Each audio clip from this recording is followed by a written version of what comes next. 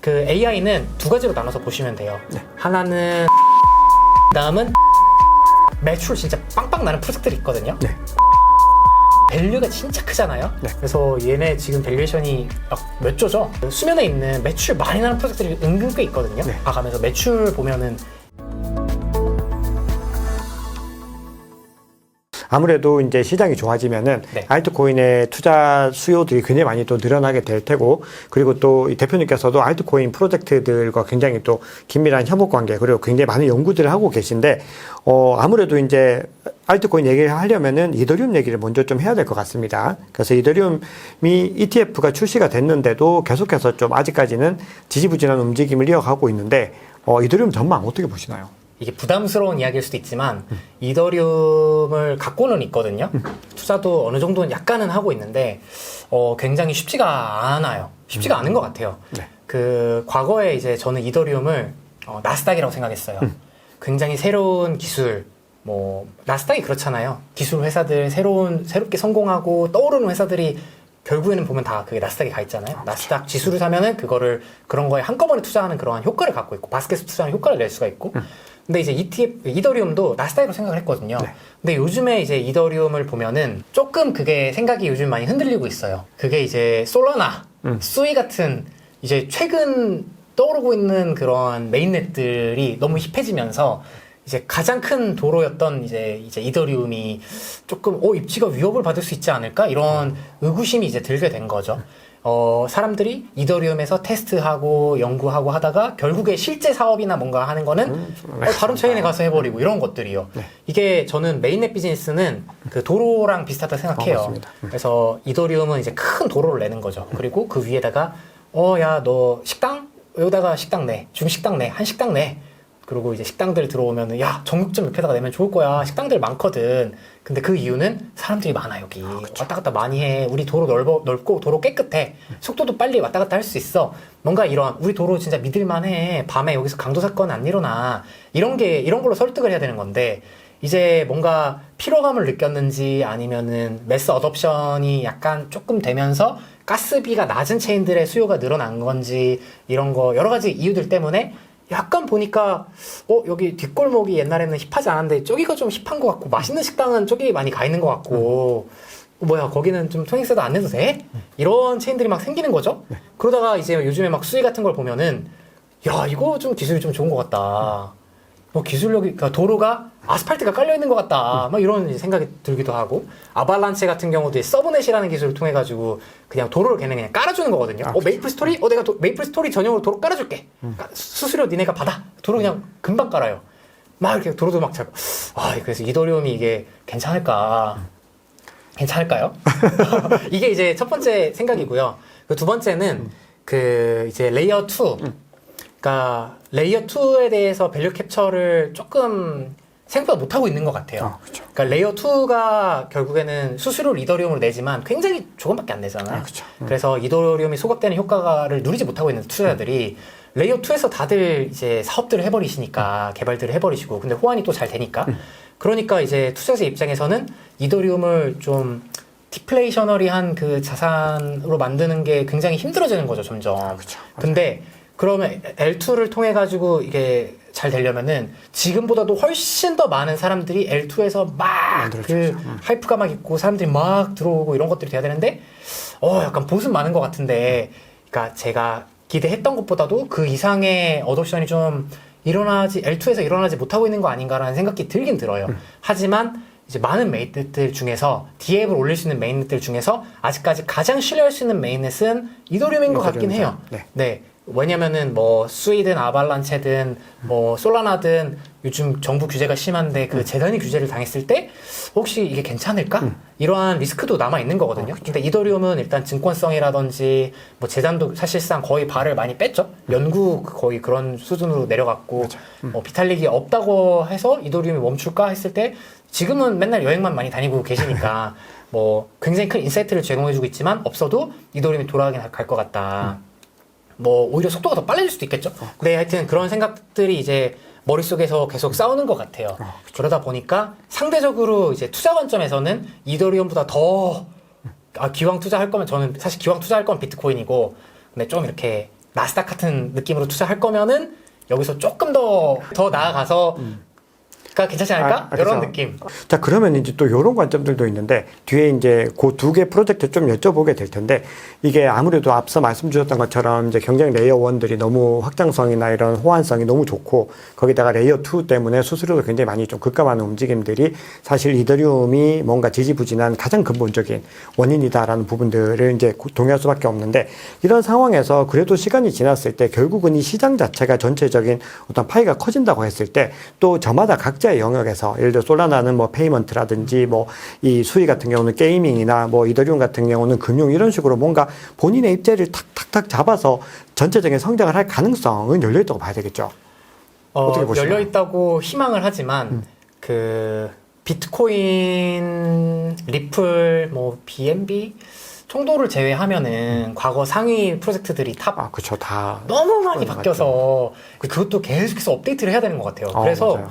이제 박 작가님 같은 그 채널을 꾸준히 보면서 이게 진짜 지금도 이 입장에서 상위를 유지하고 있나, 상위 프로젝트로 입지를 다지고 있나 이런 것들을 좀 종종 점검을 해볼 필요는 있는 것 같아요. 맞습니다. 그거 네. 진짜 중요한 항목입니다. 특히나 톱10이 근데 최근까지는 아무래도 이 전체적인 알트코인이 안 가다 보니까 네. 지금 조금 그래도 당분간은 계속해서 네. 톱10이 안 변화됐는데 네. 요게 한 몇 년만 가보면은 순위가 다 바뀌어버렸을 정도로 네. 좀 많은 변화들이 있는데 자, 그러면 이제 구독자님들 추측하셨겠지만 앞서 이제 솔라나 수위 이제 말씀을 주셨는데 이 두 개 프로젝트 어떻게 보시나요? 솔라나는 이제 또 제 역할과 그 안에 솔라나만의 문화가 형성이 된 것 같아요. 그래서 그냥 좋은 것 같고요. 수위는 저는 기술적으로 굉장히 물론 테스트가 되어야 되고 그럴 것들이 많긴 많은데 굉장히 진보화되고 좀 선진 기술을 많이 차용을 하고 있다고 느껴져요.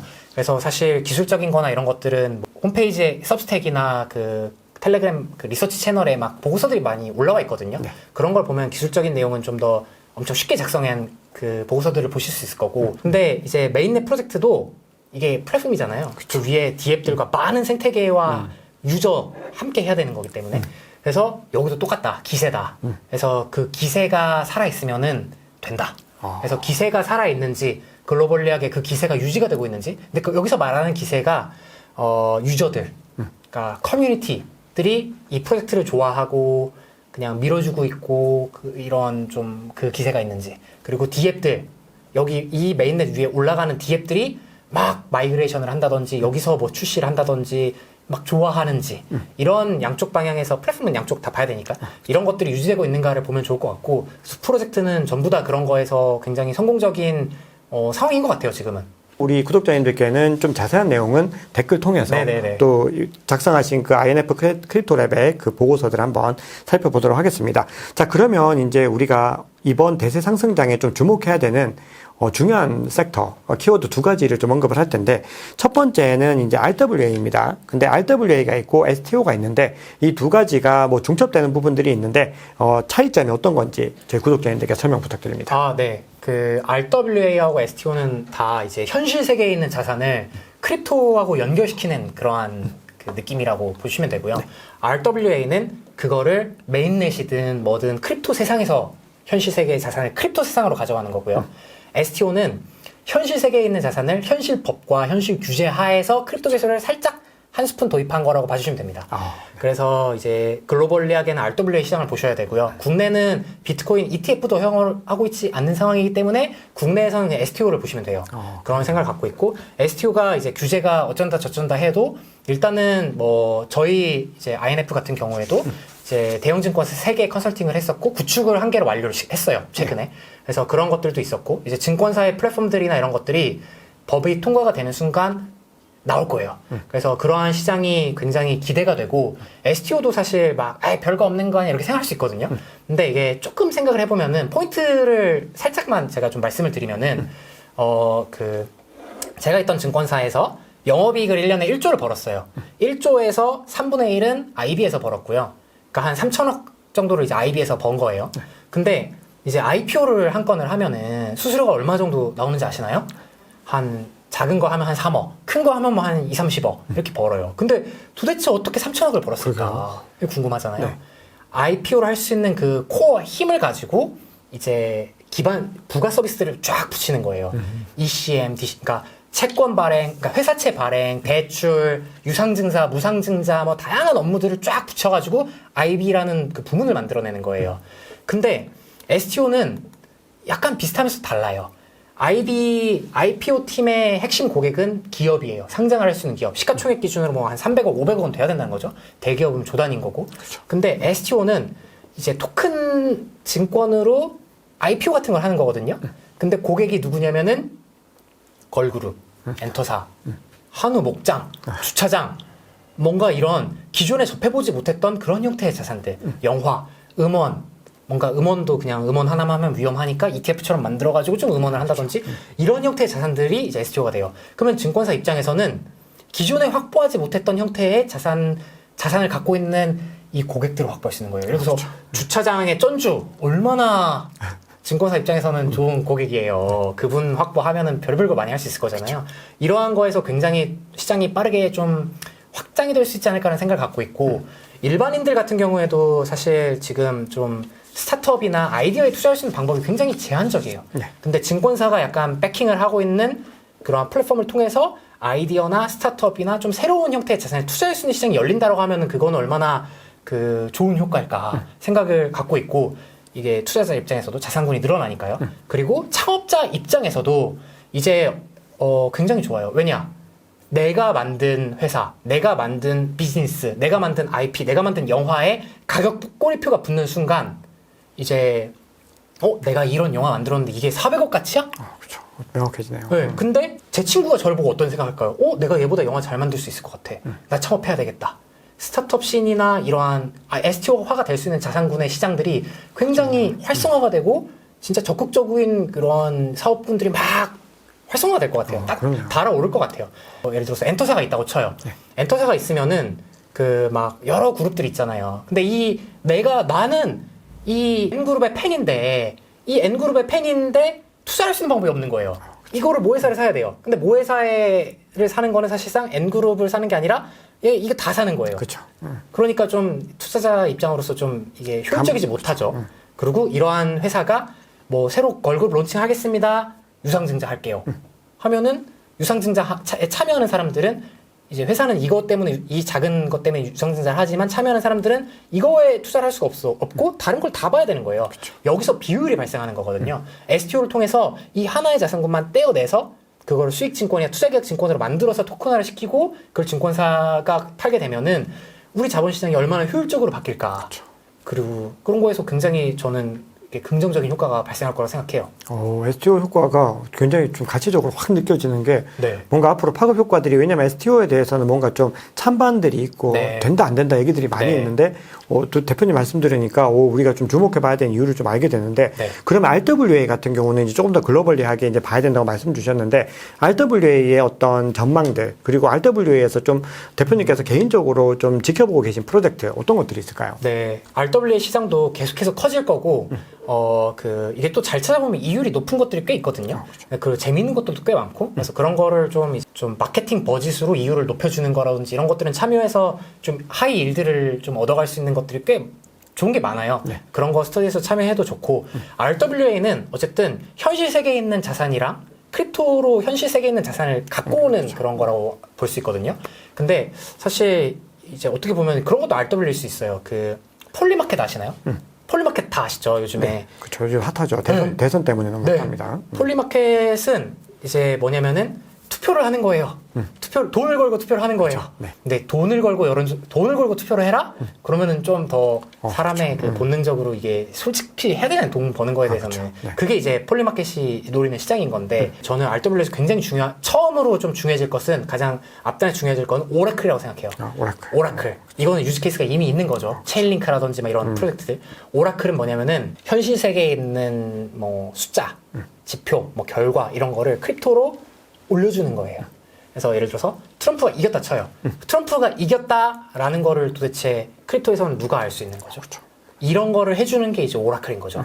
비트코인 가격이 덱스에서 비트코인 가격 얼마입니다. 이거 지표를 누가 알려주죠?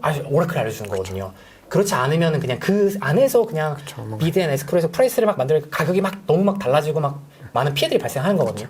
그래서 그러한 오라클이라고 생각을 하고 예를 들어서 체인링크 폴리마켓 같은 경우에는 그 우마라는 프로젝트가 있어요. 네. 걔네 오라클을 쓰거든요.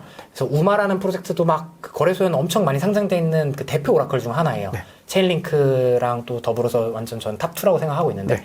그런 프로젝트고 이제 굉장히 많은 현실 세계의 자산들과 현실 세계 이제 누구나 뭐 알 수 있을 것 같지만 크립토로 진짜 신뢰 있게 옮겨줄 수 있는 건 누구일까를 모르겠을 때 이제 있는 것들. 네. 그게 이제 오라클 프로젝트여서 RWA에서는 사실 뭐 항공기도 한다, 부동산도 한다 하는데 이제 그런 거는 좀 마케팅으로 들어온 좀 일드가 더 붙는 거 위주로 접근을 하는 게 지금은 좀 좋은 것 같고. 그쵸. 네. 그리고 지금 좀 주목해야 될 건 오히려 오라클이라고 생각을 하고요. 제가 앞전에서 왜 마케팅으로 이제 좀 일드 더 주는 거에만 주목을 하냐고 말씀을 드렸냐면은 미국 채권 같은 거 있잖아요. 이제 크립토 프로젝트가 본질적으로 좀 리스크를 내재하고 있어요.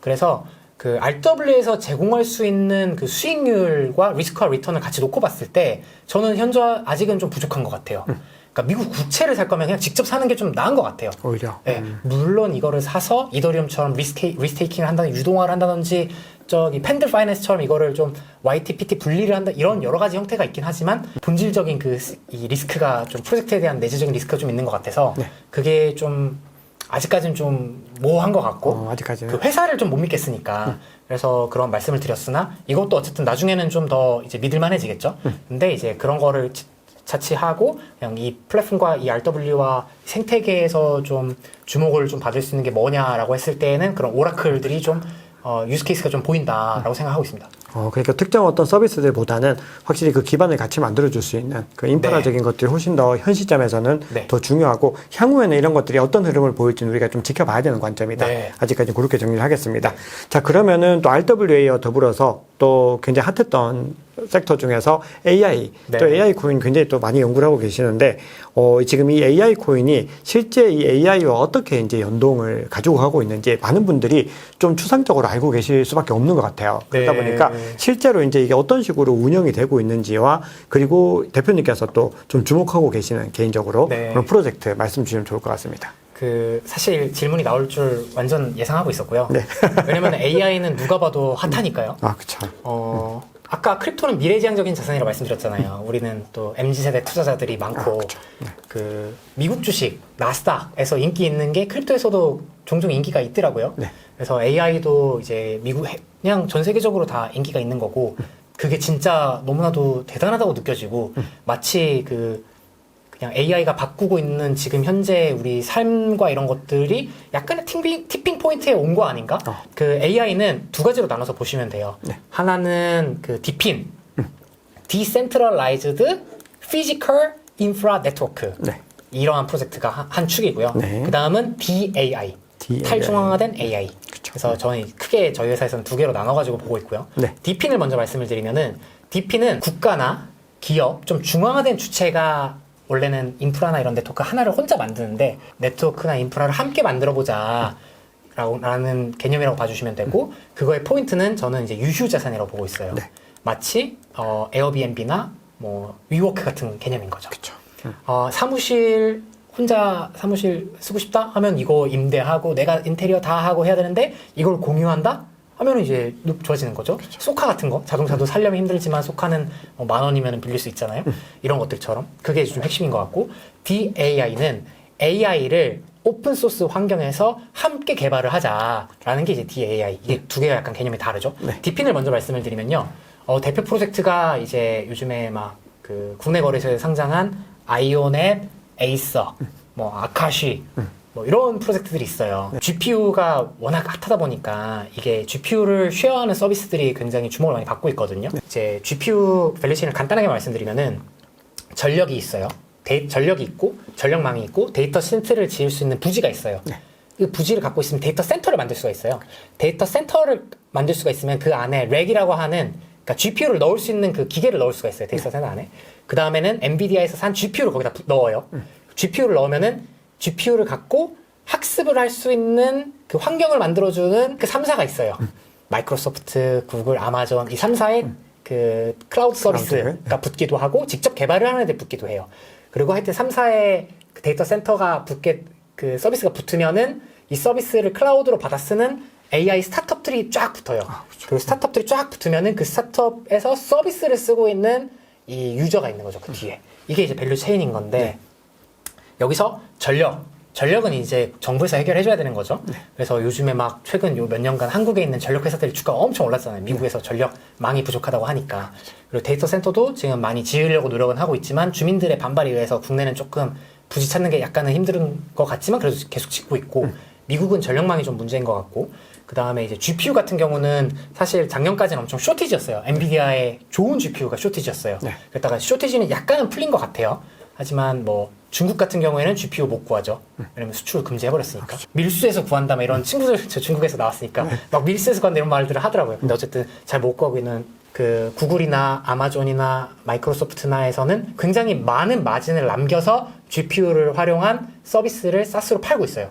뭐 하여튼 그런 페이먼트가 미진하다든지 그러니까 그 밸류에이션은 엄청 높으나 실질적으로 이 비즈니스를 많이 하지 않은 프로젝트들이 좀 있어요. 그러네요. 네, 그래서 저는 AI 프로젝트 보실 때는 매출 진짜 빵빵 나는 프로젝트들이 있거든요. 네. 에이서도 매출 잘 나고 아이오닷넷은 매출 그러니까 밸류가 진짜 크잖아요. 네. 얘네는 진짜 그 자금 지원을 엄청 부자인 것 같아요. 그래서 얘네 지금 밸류에이션이 막 몇 조죠. 아카시도 그 굉장히 싸요. 굉장히 싸요. 그리고 그 한 개 그 핵심적인 거를 근데 TG를 안 해가지고 토큰이 없어가지고 하여튼 막 그런 뭐 님블 이런 애들도 좋고 그런 좀 그 수면에 있는 매출 많이 나는 프로젝트들이 은근 꽤 있거든요. 네. 그래서 그러한 프로젝트들 이제 그냥 봐가면서 매출 보면은 제가 이제 해보니까 시장이 굉장히 커질 것 같고 좋은 것 같아요. 왜냐면은 GPU 가격이 빅테크 3사는 이제 H백이 엔비디아에서 굉장히 좋은 GPU거든요. 네. 우리나라에 있는 대학교는 H백 갖고 있는 곳이 한 군데도 없을 거예요. 또 H백 클라우드에서 제공하는 것도 없을 거예요. 카카오 뭐 이런 애들 제공 없어요. 근데 이제 그 하여튼 빅테크 3사에서 얘네들을 한 7달러에서 13달러 정도에 제공을 해요. 1시간당. 근데 크립토 프로젝트들은 얘네들을 한 1.5달러에서 3달러, 2. 몇 달러에서 제공하거든요. 그래서 이런 것들 굉장히 이제 수요가 많이 발생할 거라고 생각을 하는 거죠. 네.